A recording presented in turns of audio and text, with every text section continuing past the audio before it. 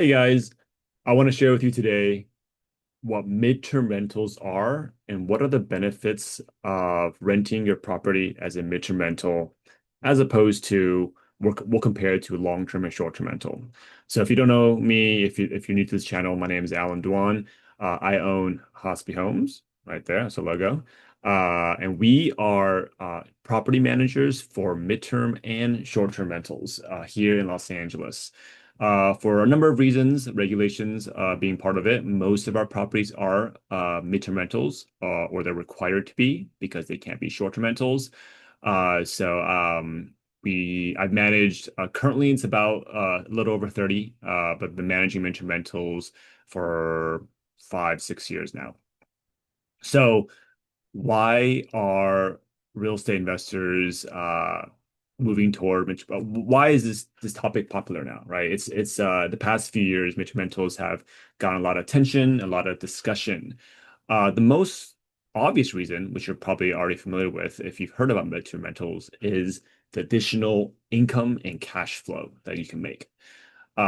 Essentially, if you think about market positioning, compared to a long-term rental, let's say the, I call them guests, but you could call them tenants. The guests, tenants, the people renting the home, they are willing to pay a higher monthly rate because the home is furnished, utilities are included, and most importantly, the length of stay is flexible, right? Someone who does not need a 12-month lease maybe needs a 3-month lease is willing to pay a higher rate to have that because if they pay 12 months, they're paying way more total, right? So it's the same reason why a short-term rental you could have a higher daily rate than either a monthly or an annual, 12-month lease because of that flexibility.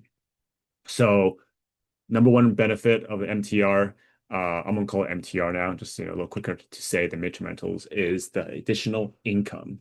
To give you some specific numbers, in my market here in LA, and I believe this is true for other kind of urban, more expensive markets, uh, the midterm rentals, and this is true for from the 1 bedroom to the 3 to 4 bedroom. Um, the midterm rentals we manage typically get a 1.5 to 2x rent over long-term rent. So I'll break that down. Let's say a property rents for $4,000 as a long-term rental, then we could expect that to rent for 6 to 8,000 as a midterm rental. And that's pretty, that's not an exaggeration. That's pretty normal what we expect. And that's of course assuming you set it up properly and you have the right marketing and all that, right? We're assuming that. So that's number one reason. The most obvious one, we'll start with that. Four other, sorry, benefits for midterm rentals that people don't usually think about or talk about. But and this is really from my experience where some of our clients, the homeowners, choose to do midterm rental for these other reasons, not strictly for the additional income. So the next benefit of a midterm rental is the flexibility to use the home yourself. Now, this is true for short-term rental as well, right? But it's definitely different than a long-term rental. So I'll give you some specific use cases here. We have some clients who come to LA, SoCal, and use their home part-time every year. So, for example, someone who comes to LA every summer and uses their own home every summer, but the other 9 months of the year, the home, they don't need to use it, so they want to rent it out. They can't rent it as a long term, obviously, because then they can't come back and use it in the summer. The property, if it can be short term, then cool. Rent it as a short term and midterm hybrid is what we call it. But if it can't be rented as a short term, whether because of local regulations, HOAs, then it's a midterm. So that gives them that flexibility to make money when the property's not being used by them, but they can choose to use it whenever they want. Another example is someone might come back for the holidays because they have family here. Maybe they used to live here, they moved away, but they want to come back to their own home that they used to live in for the holidays. They want to have that ability. It's obviously sentimental. Maybe they have kids to use their own home when they come back to visit, kind of their hometown. So that's the other benefit. mid-term rentals, you can make income and have the home available for your use whenever you want, right? Um, Another benefit of a mid-term rental compared to long-term is there is the potential of reducing your maintenance costs. And let me kind of explain why. If we assume, let's say you have a property where you have on average 3 month stays as a mid-term rental, that means every 3 months you clean the property. Every 3 months, you're going to the property and doing some minor maintenance and upkeep, right? As opposed to if you have a long-term rental, let's say 3 year average stays, after 3 years, you're doing a lot more cleaning and maintenance, probably taking some things out, replacing them. If you manage long-term rentals, if you're, if you're familiar with that, a property could be worked on for a month or longer before it's ready to rent out to another tenant, right? With a midterm rental, we turn around our properties in 24 hours. So we don't do a same day turnaround, but potentially, like let's say a Monday someone moves out, we'll have it ready Tuesday afternoon for someone to move in.